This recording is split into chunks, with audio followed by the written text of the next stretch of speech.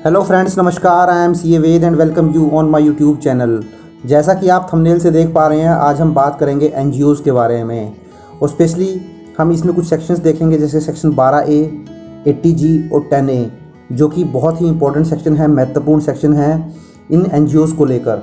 इसके अलावा हम बात करेंगे कि जब आप ये एनजीओ बनाते हैं तो इसकी इनकम कौन कौन सी इनकम होती हैं, क्या क्या इसके खर्चे होते हैं, कैपिटल एक्सपेंडिचर का जो ट्रीटमेंट है वो कैसे किया जाता है, क्या बुक्स ऑफ अकाउंट मेंटेन करने होते हैं किसी भी एनजीओ को, टैक्स की एप्लीकेबिलिटी क्या होती है एनजीओ के ऊपर, 30% टैक्स लगता है या टैक्स स्लैब लगता है या कोई टैक्स नहीं लगता है, वो सारी सिचुएशन को हम समझेंगे।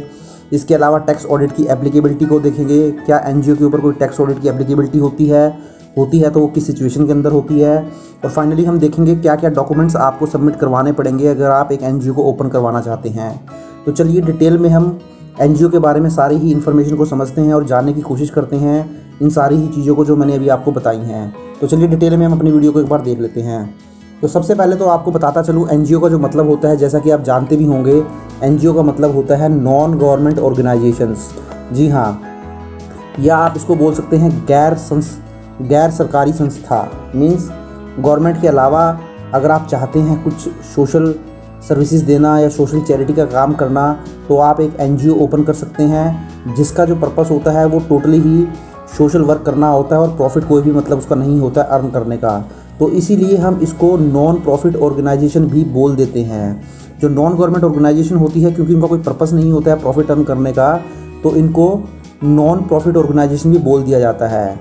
अब जब भी आप ये सोचेंगे कि आपको एक एनजीओ क्रिएट करनी है, तो इसके लिए सबसे पहले आपको एक अपना ऑब्जेक्ट तैयार करना पड़ेगा। एक अपना ऑब्जेक्ट जो है वो सोच के रखना पड़ेगा कि किस ऑब्जेक्ट के लिए आपको ये एनजीओ ओपन करनी है। अब ऑब्जेक्ट की बात करूँ तो बहुत सारी एक्टिविटी से आप कैरी कर सकते हैं और आपको ध्यान रखना है जो आपको बेनिफिट दिया जाएगा, जो आप एनजीओ अर्न करेंगे, उसमें टैक्स का कोई बेनिफिट तभी मिलेगा जब आप ये विद इन इंडिया के अंदर ही ये सारी सोशल सर्विसेज प्रोवाइड करेंगे।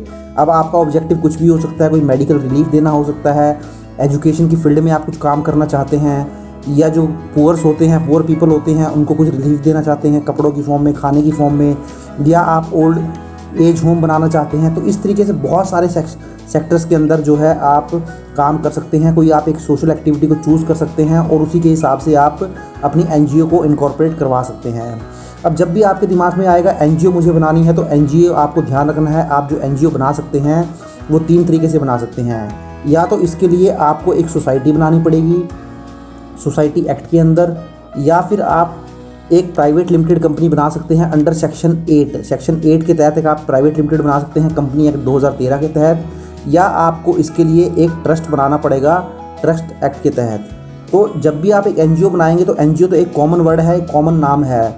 तो जब एनजीओ की आप बात करते हैं तो उसके लिए आपको एक सोसाइटी, प्राइवेट लिमिटेड कंपनी या फिर ट्रस्ट की फॉर्म में ही काम करना पड़ेगा। इन तीनों चीज़ों में से आपको एक को चूज़ करना पड़ेगा। जैसे सेक्शन 8 की मैं बात करूं तो एक एग्जांपल मैं आपको दे देता हूं, जैसे कि इन्फोसिस फाउंडेशन है, ये सेक्शन 8 की प्राइवेट लिमिटेड कंपनी है। अब यहाँ पर इनके नाम के पीछे प्राइवेट लिमिटेड नहीं लगाया जाता है, क्योंकि जब प्राइवेट लिमिटेड जिसके पीछे लग जाता है तो वहाँ पर जो मोटिव होता है वो प्रॉफिट अर्न करने का होता है। बट जैसा कि मैंने आपको बताया, एनजीओ के अंदर ऐसा कोई भी पर्पस नहीं होता है कि आपको प्रॉफिट अर्न करना होता है। तो इसलिए सेक्शन 8 के अंदर जो आप प्राइवेट लिमिटेड तो जरूर क्रिएट करते हैं, बट आपका जो नाम आपको अलॉट होता है उसके पीछे प्राइवेट लिमिटेड नहीं लगता है। जैसे मैंने कुछ एग्जांपल आपको दी हैं, इन्फोसिस फाउंडेशन, तो इसके पीछे प्राइवेट लिमिटेड नहीं लग रहा है, तो इसका मतलब ये एक चैरिटेबल ऑर्गेनाइजेशन है, चैरिटेबल कंपनी है।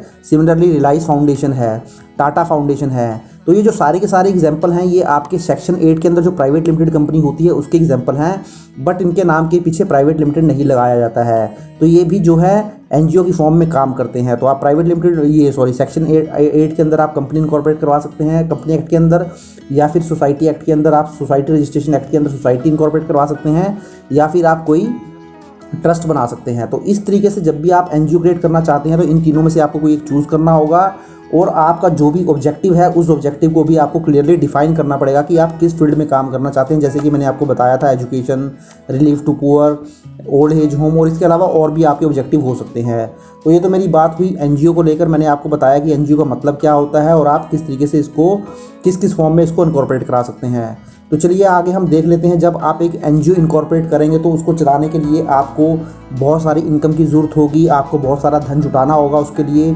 और इसी तरीके से जब आप सोसाइटी में कुछ कंट्रीब्यूट करना चाहते हैं तो आपको उसके लिए कुछ खर्चा भी करना पड़ेगा, या जो आपके ऑब्जेक्टिव भी हो सकते हैं। अब जब एनजीओ क्रिएट कर लेते हैं तो उसकी इनकम क्या क्या हो सकती हैं। तो देखिए, आपको पब्लिक से डोनेशंस मिल सकती हैं, बहुत सारे लोग इंटरेस्टेड होंगे आपको डोनेट करने में। जब कोई आप एनजीओ क्रिएट कर लेंगे और आपका जो पर्पस होगा वो सोशल वर्क की तरफ पर्पस होगा, तो इसलिए आपको बहुत सारे डोनेशन भी मिलने लगेंगे आपके काम से प्रभावित होकर। सिमिलरली वॉलंटरी कंट्रीब्यूशन मिलने शुरू हो जाएंगे।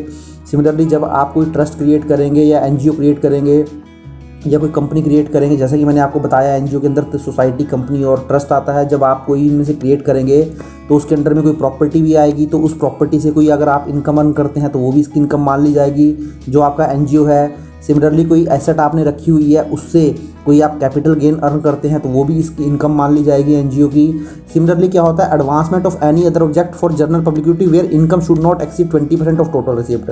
अब इसका मतलब ये है दोस्तों, सपोज करें आपकी जो महारत है वो इस चीज़ में महारत है कि आप प्लेटफॉर्म्स को, रेलवे प्लेटफॉर्म्स होते हैं, बस स्टैंड होते हैं, इनको क्लीन करने का कोई जो ऑब्जेक्टिव ले लेते हैं, या जो पब्लिक टॉयलेट्स होती हैं उनकी क्लीनिंग का आप एक ऑब्जेक्ट ले लेते हैं। तो इस तरीके से क्या है कि आप ये जनरल पब्लिक यूटिलिटी के लिए है, तो आप यहाँ पर कोई ऐसा काम पकड़ सकते हैं किसी से और उसके लिए आप कुछ इनकम भी अर्न कर सकते हैं। तो बट आपको ध्यान रखना पड़ेगा कि ये जो आपकी इस तरीके जो आप काम करेंगे, क्योंकि आप उसको 100% ही करने लग जाएंगे तो फिर तो आपको बिजनेस बन जाएगा। तो इसलिए एक रेस्ट्रिक्शन भी यहाँ लगा दी गई है कि इस तरीके का जब आप करेंगे तो जो आपकी इनकम है उस काम से, जो आप जनरल पब्लिक यूटिलिटी के जो आपने ऑब्जेक्ट लिए है, वो आपकी जो है 20% से की जो टोटल रिसिप्ट है उससे ज़्यादा ही नहीं होना चाहिए। तो इस तरीके का काम भी आप कुछ कर सकते हैं, तो वहाँ से कोई इनकम अगर आपकी आएगी तो वो भी आपकी एनजीओ की इनकम मान ली जाएगी। तो ये 6 या 7 तरीके की इनकम जो होती हैं वो आप एक एनजीओ जो है वो इनकम अर्न करता है जब वो एक एनजीओ इनकॉर्पोरेट करवा लेता है। अब इस तरीके से वो कुछ खर्चे भी करता है, या आप उसका ऑब्जेक्ट भी ले सकते हैं, जैसे पुअर्स को रिलीफ प्रोवाइड करना, खाना प्रोवाइड कर देना गरीब बच्चों को, या गरीब व्यक्ति है जो भोजन 3 समय का नहीं जुटा सकता है उनको कपड़े प्रोवाइड करा देना, ठंड के टाइम में आप देखते होंगे कंबल प्रोवाइड करवा देना। तो इसी तरीके से पुअर्स को किसी भी फॉर्म में एक रिलीफ प्रोवाइड करवा देना। अब ओल्ड एज होम, वृद्ध आश्रम, सिमिलरली एजुकेशन पर कोई खर्चा कर देना। वही गरीब बच्चे होते हैं, उनके पास बुक्स नहीं होती हैं, स्कूल नहीं जा सकते हैं, तो उनके लिए जो है एजुकेशन कैंप लगाना या उनको किताबें डिस्ट्रीब्यूट करना। सिमिलरली मेडिकल रिलीफ प्रोवाइड करना, गरीब जो पर्सनस होते हैं, पुअर पीपल जो होते हैं, वो अपना हेल्थ पे खर्चा नहीं कर सकते हैं, अपना इलाज नहीं करवा सकते हैं, तो उसके लिए आप मेडिकल रिलीफ उनको देते हैं। कोई हेल्थ का उनका इलाज करवाते हैं, कोई ऑपरेशन करवा देते हैं, तो इस तरीके से मेडिकल रिलीफ में आ जाता है। प्रिजर्वेशन ऑफ इन्वायरमेंट को लेकर आपकी कोई सोच है, उस पर आप काम कर रहे हैं। सिमिलरली यहाँ मैंने आपको कुछ एक खर्चा बताया है, कैपिटल एक्सपेंडिचर। देखिए ये बहुत इंपॉर्टेंट है दोस्तों, like purchase of fixed asset.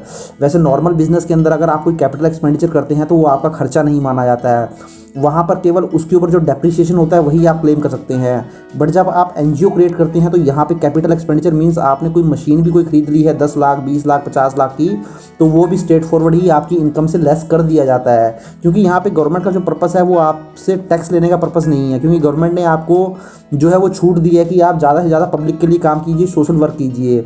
तो अगर आप कोई कैपिटल एक्सपेंडिचर भी करते हैं तो यहाँ पर भी उसको रिवेन्यू एक्सपेंडिचर की तरह ही ट्रीट किया जाता है, और जो आपको मैंने ऊपर इनकम बताई थी इसमें से वो लेस हो जाता है ताकि आपको टैक्स ना पे करना पड़े, या टैक्स आपको कम से कम पे करना पड़े। सिमिलरली आपने कोई लोन लिया हुआ है और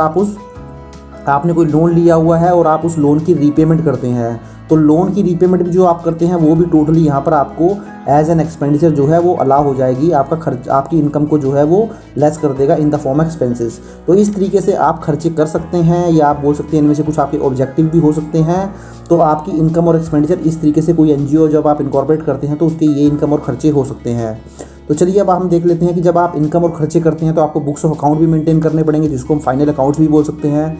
तो इसके लिए क्या है, आपको सबसे पहले तो इनकम एंड एक्सपेंडिचर अकाउंट बना के चलना है। अब यहाँ पर देखिए मैंने प्रॉफिट एंड लॉस अकाउंट नहीं बोला है, क्योंकि प्रॉफिट एंड लॉस अकाउंट जो होता है वो यूज़ होता है जहाँ पर प्रॉफिट अर्न करने का पर्पस होता है किसी बिजनेस का। बट जो है एनजीओ क्रिएट की जाती है वो प्रॉफिट अर्न करने के लिए नहीं की जाती है, तो इसलिए यहाँ पर इनकम एंड एक्सपेंडिचर अकाउंट बनाया जाता है।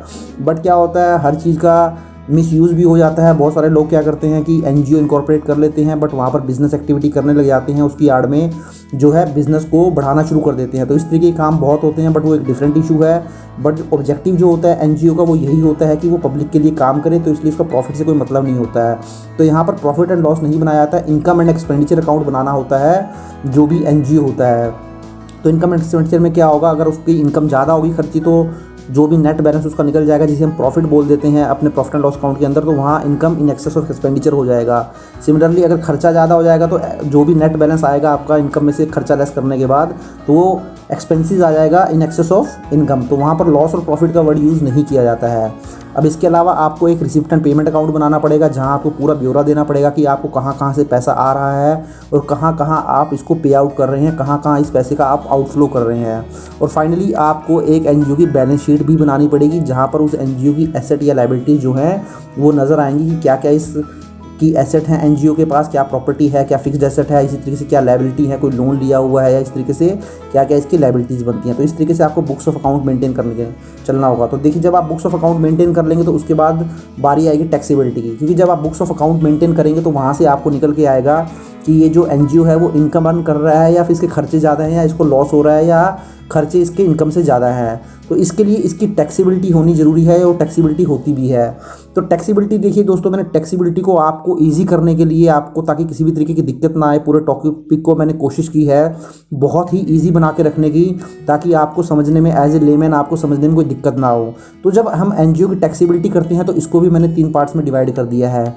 एक तो सिचुएशन हो सकती है कि जब एनजीओ आप क्रिएट करेंगे तो उसके ऊपर किसी भी तरीके का टैक्स आपको पे नहीं करना पड़ेगा, एक सिचुएशन ये हो सकती है। इसके अलावा एक सिचुएशन हो सकती है जब आपको जो टैक्स पे करना पड़ेगा इसके ऊपर, वो स्लैब के अकॉर्डिंग पे करना पड़ेगा। स्लैब मीन्स जो इंडिविजुअल के ऊपर स्लैब एप्लीकेबल होता है। जैसा कि आप जानते हैं 2.5 लाख तक कोई टैक्स पे नहीं करना पड़ता है, 2.5 लाख से 5 लाख आपको 5% पे करना पड़ेगा। अगर आपकी इनकम 5 लाख से 10 लाख है तो 20% पे करना पड़ेगा, और अगर आपकी इनकम 10 लाख क्रॉस कर जाती है तो 30% टैक्स पे करना पड़ेगा। तो आपको टैक्स स्लैब के अकॉर्डिंग भी टैक्स पे करना पड़ सकता है। या एक सिचुएशन ये भी हो सकती है जब आपके ऊपर टैक्स स्लैब भी एप्लीकेबल नहीं होगा और नील टैक्स भी एप्लीकेबल नहीं होगा, स्ट्रेट फॉरवर्ड ही आपके ऊपर 30% टैक्स जो है वो इम्पोज कर दिया जाएगा। तो तीसरी जो सिचुएशन है ये सिचुएशन भी हो सकती है। अब नेक्स्ट स्लाइड में जो है हम तीनों ही सिचुएशन को डिटेल में डिस्कस करेंगे कि वो कौन कौन सी सिचुएशन हो सकती है जब आपको नील टैक्स या टैक्स एज पर स्लैब या फिर टैक्स एट द रेट 30% जो है वो पे करना पड़ सकता है। तो चलिए वो तीनों ही सिचुएशन को हम जान लेते हैं। तो सबसे पहली सिचुएशन हम डिस्कस कर लेते हैं नील टैक्स। तो आपको किस सिचुएशन में एनजीओ जब आप क्रिएट कर लेते हैं, कोई ट्रस्ट कंपनी या फिर आप जो सोसाइटी है वो बना लेते हैं, तो उस केस में कब आपको जो है कोई टैक्स नहीं पे करना पड़ता है। तो देखिए, इनकम टैक्स के अंदर जो मेंशन किया गया है, ये पे मेंशन किया गया है कि आपको किसी भी तरीके का टैक्स नहीं पे करना पड़ेगा यदि एक एनजीओ अप्लाई कर देता है या यूटिलाइज़ कर देता है at least 85% of its income for charitable purpose in India. मैंने आपको स्टार्टिंग में भी बताया था, जो चैरिटेबल पर्पस होगा आपका, उसका सारा काम विद इन इंडिया होना चाहिए। अगर आप आउटसाइड इंडिया कर रहे होंगे तो उसका बेनिफिट आपको नहीं मिलेगा, क्योंकि इनकम टैक्स जो बेनिफिट आपको देता है वो इंडिया में काम करने के लिए देता है। तो उसका जो पर्पस है वो आप इंडिया को सपोर्ट करें सोशल वर्क के थ्रू। तो इसलिए अगर आपको जो भी आपकी इनकम होती है, अगर उसका आप एटलीस्ट 85% यूटिलाइज़ कर देते हैं इंडिया के अंदर चैरिटेबल पर्पस के लिए, तो उस केस में जो आपकी इनकम होती है वो एग्जम्प्टेड हो जाती है अंडर सेक्शन 11, 12 एंड 13। तो सेक्शन 11, 12, 13 मेंशन किए हुए इनकम टैक्स के अंदर, इन तीनों ही सेक्शन के अंदर आपकी जो इनकम है वो कम्प्लीटली एग्जम्प्ट हो जाती है। या दूसरे शब्दों में बोलूँ, अगर कोई एनजीओ एक्यूमुलेट नहीं करता है 15% से ज़्यादा अपनी डोनेशन या इनकम को, तो वो टैक्सेबल नहीं होगा। मीन्स 15% से ज़्यादा अगर आप एक्यूमुलेट नहीं करते हैं, ये आप कह सकते हैं कि आपकी जो भी इनकम है उसको 85% से ज़्यादा आप यूटिलाइज़ कर देते हैं सेम फाइनेंशियल ईयर में। अगर सपोज करो मैं लास्ट फाइनेंशियल ईयर की बात करूँ, मेरा जो लास्ट फाइनेंशियल ईयर था वो 2021-22 था। तो 2021-22 में आपने जो भी कमाया है, जो भी आपकी इनकम हुई और आपने उसमें से 85% एटलीस्ट यूटिलाइज़ कर दिया, तो आपको कोई भी टैक्स पे करने की ज़रूरत नहीं है। जो बचा हुआ 15% है वो आप नेक्स्ट ईयर में यूटिलाइज़ कर सकते हैं। अगर मैं एक एग्जांपल के थ्रू आपको समझा देता हूँ, सपोज करें मैंने फाइनेंशियल ईयर 21-22 का ही एग्जांपल ले लिया था, तो उस फाइनेंशियल ईयर में आपको 10 करोड़ की इनकम हुई थी।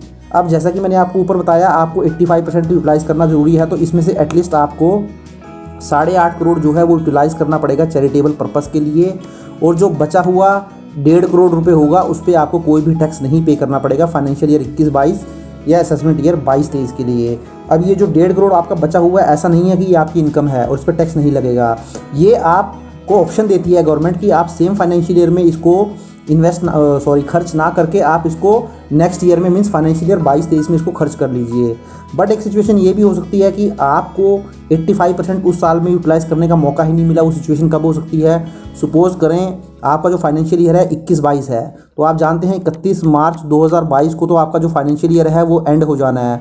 तो अगर आप सपोज़ करें आपको कोई जो ग्रांट है या डोनेशन है वो 28 मार्च 2022 से लेके 31 मार्च 2022 के बीच में मिली। तो इस शॉर्ट पीरियड में तो आपको बड़ा मुश्किल हो जाएगा इन्वेस्ट करना, अपना जो पैसा है उसको खर्च करना अपने पर्पज़ के लिए। हो सकता है ये पॉसिबिलिटी कि आप इतने कम टाइम में उसको खर्च ना कर पाएँ। तो इस केस में एक सिचुएशन ऐसी बन सकती है कि सपोज़ करें आपका 10 करोड़ रुपया था, इसमें से आपने 8 करोड़ रुपया तो खर्च कर लिया, मीन्स 80 करोड़ रुपया 8 करोड़ तो खर्च कर दिया, मीन्स 80% तो आपने खर्च कर दिया। बट जो आपको एग्जम्पशन मिलेगी वो तब मिलेगी जब 8.5 करोड़ रुपया आप खर्च करेंगे। तो इस ऐसी सिचुएशन हो सकती है जब आपको एंड पॉइंट ऑफ टाइम जब आपका फाइनेंशियल ईयर खत्म होने वाला था, उस टाइम आपको कोई ऐसी ग्रांट या डोनेशन मिल गई और आपको उसको खर्चा करने का मौका नहीं मिला। तो इसके अंदर भी एक प्रोविजन इनकम टैक्स के अंदर दिया हुआ है कि अगर आप अनेबल होते हैं यूटिलाइज़ करना कम से कम 85%, जैसा कि आपको बताया है, तो उस केस में आप एक डिक्लेरेशन दे सकते हैं इनकम टैक्स डिपार्टमेंट को फॉर्म 9A के अंदर। और उस डिक्लेरेशन के अंदर आप ये मेंशन कर सकते हैं कि ये मेरा रीज़न था जिसकी वजह से जो है ये मैं जो भी मेरे पास जो डोनेशन आई थी वो मैं 85% तक यूटिलाइज़ नहीं कर पाया हूँ।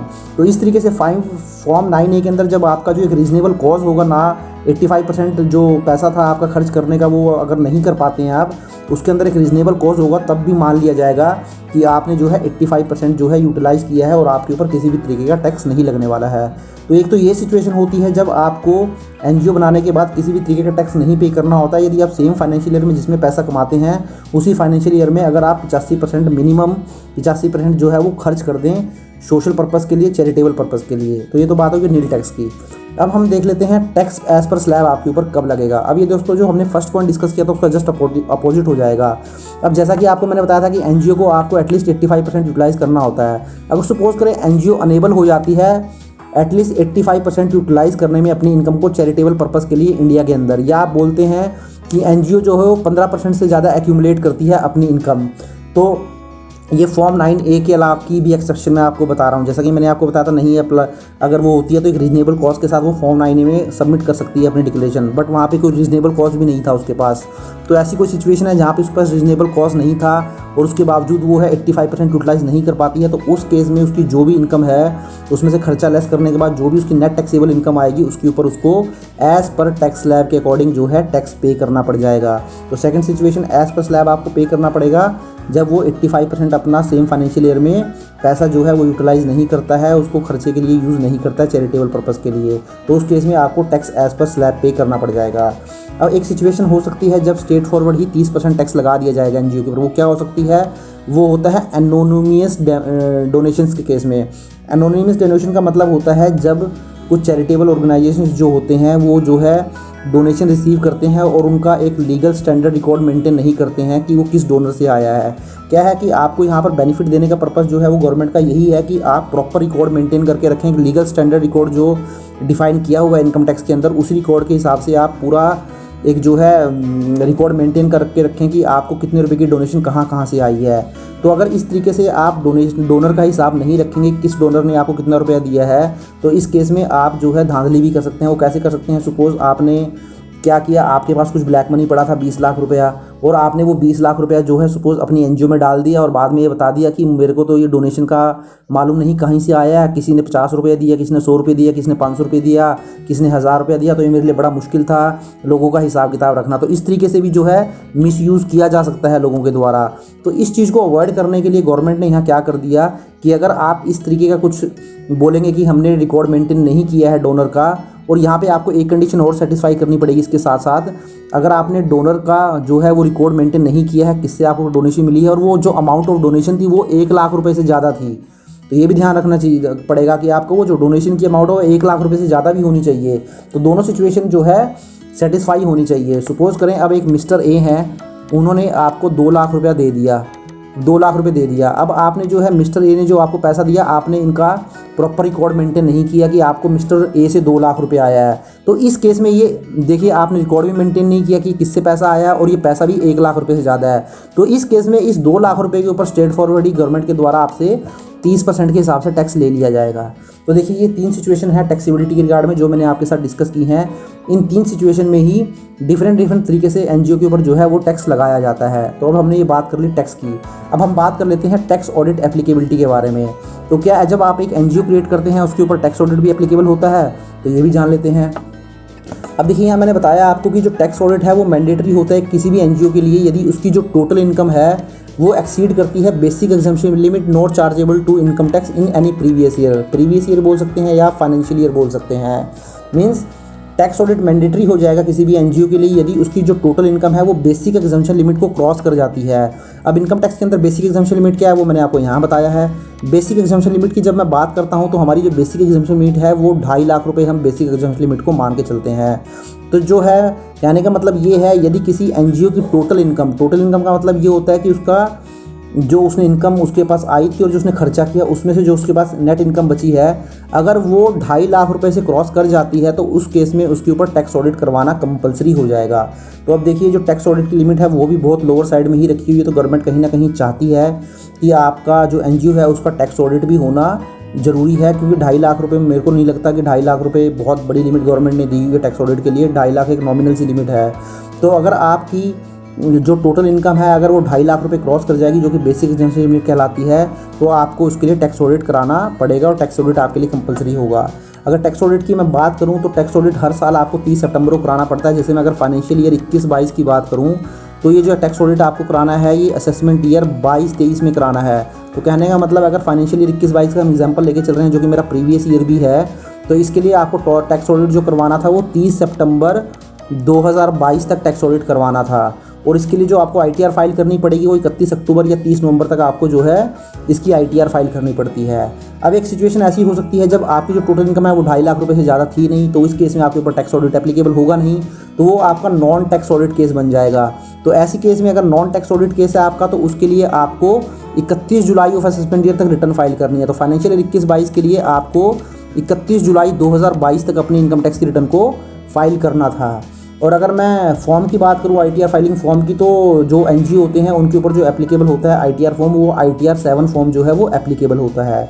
तो ये मेरी बात हो गई टैक्स ऑडिट के बारे में। अब फाइनली हम बात कर लेते हैं जब आपको रजिस्ट्रेशन कराना होता है किसी भी एनजीओ का तो उसके लिए डॉक्यूमेंट आपको क्या देने पड़ते हैं। तो देखिए सबसे पहले तो आपको ये डिसाइड करना होता है कि आप एनजीओ की फॉर्म में ट्रस्ट बनाना चाहते हैं, एक प्राइवेट लिमिटेड कंपनी बनाना चाहते हैं। सॉरी मैंने यहाँ पर सेक्शन 24 लिख दिया, ये सेक्शन 8 आएगा। तो आप एक प्राइवेट लिमिटेड इनकॉर्पोरेट करना चाहते हैं सेक्शन 8 के अंदर, या फिर आप एक सोसाइटी बनाना चाहते हैं। तो सबसे पहले तो आपको ये डिसाइड करना होगा। तो उसी के हिसाब से आपको एक डीड तैयार करनी होगी, ट्रस्ट डीड करनी होगी ट्रस्ट के केस में या प्राइवेट लिमिटेड कंपनी के केस में। जैसा कि इनकॉर्पोरेट करते हुए प्राइवेट लिमिटेड कंपनी के लिए जो भी डॉक्यूमेंट आपको चाहिए या सोसाइटी बनाते हुए सोसाइटी एक्ट रजिस्ट्रेशन एक्ट के अकॉर्डिंग, तो इस तरीके से आपको वो डीड एक तैयार कर लेनी पड़ेगी। उसके अलावा एक सेपरेट एनजीओ का पैन अप्लाई करना पड़ेगा, एक सेपरेट करंट अकाउंट आपको ओपन करवाना पड़ेगा। और उसके लिए सबसे इंपॉर्टेंट जो बात है दोस्तों वो ये है, अगर आप ये जो भी एग्जम्पशन मैंने वो आपको ऊपर बताई है वो एनजीओ को तभी मिलती है जब वो अपने आप को सेक्शन 12 ऑफ इनकम टैक्स ए के अंदर एक्ट के अंदर रजिस्ट्रेशन करवा लेता है। अगर आपने कोई एनजीओ तो क्रिएट कर लिया बट आपने सेक्शन 12 ए के अंदर उसको रजिस्टर्ड नहीं करवाया एनजीओ को, तो ये बड़े इंपॉर्टेंट ही पॉइंट है, आपको उसको ध्यान रखने वाली बात है ये। अगर आपने एनजीओ क्रिएट कर लिया और उसको इनकम टैक्स के सेक्शन 12 ए के तहत रजिस्टर्ड नहीं करवाया तो आपको जो इनकम टैक्स के अंदर बेनिफिट दिए जाते हैं जो मैंने आपसे ऊपर डिस्कस किए थे कि कोई भी टैक्स नहीं लगेगा आपके ऊपर, ये स्लैब के अकॉर्डिंग लगेगा, तो वो बेनिफिट आपको नहीं मिलने वाले हैं। तो इनकम टैक्स के अंदर अगर आप एग्जम्पशन लेना चाहते हैं और बेनिफिट लेने चाहते हैं टैक्सेस का तो सेक्शन 12 ए के अंदर इसको ज़रूर रजिस्टर्ड करा लें। तो एनजीओ आपका रजिस्टर्ड होना चाहिए सेक्शन 12 ए के अंदर अगर आप जो भी टैक्सेस का बेनिफिट लेना चाहते हैं, इनकम टैक्स के अंदर आप बेनिफिट लेना चाहते हैं। दूसरा, आप section 80G of income tax के अंदर भी इसको रजिस्टर्ड करवा लीजिए। अब देखिए यहाँ पर जो 80G का बेनिफिट है आपको तो नहीं मिलने वाला है, बट जो आपको डोनेशन दे रहे हैं जो डोनर हैं उनको इसका बेनिफिट मिलता है। अब मैं इसको समझा देता हूँ।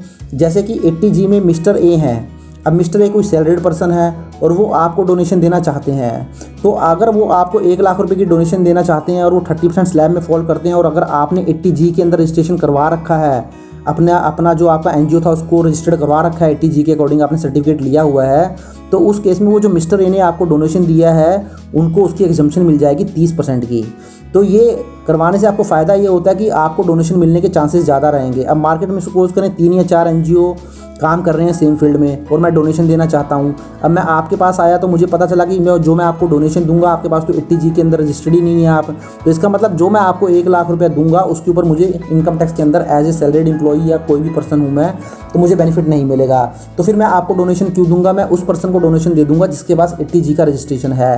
तो 80G का रजिस्ट्रेशन भी आप करवा लीजिए, क्योंकि 80G का रजिस्ट्रेशन कराने से क्या होता है, जो भी आपको डोनेशन मिलती है आप जो डोनर जो आपको डोनेशन दे रहा है आप उसको 80G का सर्टिफिकेट देते हैं और उस सर्टिफिकेट के बिहाफ पर वो अपनी इनकम टैक्स के अंदर टैक्स का बेनिफिट क्लेम कर लेता है। तो 80G का है वो डोनर के लिए है, वो डोनर को बेनिफिट देता है टैक्स का। और सेक्शन 12A जो है एनजीओ के लिए है, क्योंकि उसको रजिस्ट्रेशन कराने से एनजीओ को टैक्स में बेनिफिट मिलते हैं। अब जो ये आप एनजीओ को रजिस्टर कराते हैं, वो एनजीओ को रजिस्टर कराने के लिए आपको फॉर्म 10A फाइल करना पड़ता है इनकम टैक्स एक्ट के अंदर। तो फॉर्म 10A जो है, फॉर्म 10A है जो उसको आप फाइल कर सकते हैं। इसको आप ऑनलाइन फाइल कर सकते हैं एनजीओ के लिए। अब इसके लिए जो है बहुत सारी टेक्निकलिटीज़ होती हैं, बहुत सारे डॉक्यूमेंट्स आपको देने पड़ते हैं, पिछले सालों की रिटर्नें आपको देनी पड़ती हैं, अपने ऑब्जेक्टिव क्लियर करने पड़ते हैं, तो तब जाके आप एक एनजीओ क्रिएट कर सकते हैं। इतना ईजी भी नहीं होता है कि आप कुछ ही डॉक्यूमेंट दे देंगे और आपका एनजीओ क्रिएट हो जाएगा। तो इसके लिए एक लंबा प्रोसेस होता है, वो सारा आपको फॉलो करना होता है। आपकी जो डॉक्यूमेंटेशन है वो क्लीन होनी चाहिए, तो तब जाके आपको एनजीओ का रजिस्ट्रेशन मिल जाता है। और करीब करीब मान के चलिए आपको एनजीओ को क्रिएट करने के लिए करीब करीब 30 दिन का टाइम लग जाता है। 30 दिन आपको मोटा मोटा आप मान के चलिए 30 दिन लग जाते हैं जब आपकी एनजीओ जो है वो क्रिएट हो जाती है। तो देखिए दोस्तों, मैंने बड़ी ही सिंपल शब्दों में या बड़ी ही आसान भाषा में कोशिश की है आपको एनजीओ के बारे में सारे ही प्रोविज़न आपको समझाने के लिए कि एनजीओ क्या होती है, क्या इसकी टैक्सेबिलिटी होती है, कैसे रजिस्ट्रेशन होता है। तो मैंने कोशिश की है आपको एक आइडिया देने की कि एनजीओ जो है बनाकर किस तरीके से जो लोग हैं वो टैक्स की सेविंग करते हैं, या एनजीओ से किस तरीके से सोशल कॉज किए जाते हैं। बट स्टिल अगर आपके माइंड में कोई डाउट है इसको लेकर तो आप मुझे कमेंट में टाइप कर सकते हैं, मैं ज़रूर उसकी कोशिश करूँगा जवाब देने की। तो आशा करता हूँ दोस्तों वीडियो आपको अच्छा लगा होगा। If you like the video please share and subscribe my channel and click on the bell icon and press all so that you will get all the notification of my upcoming videos. Thank you very much. Have a nice day. Take care.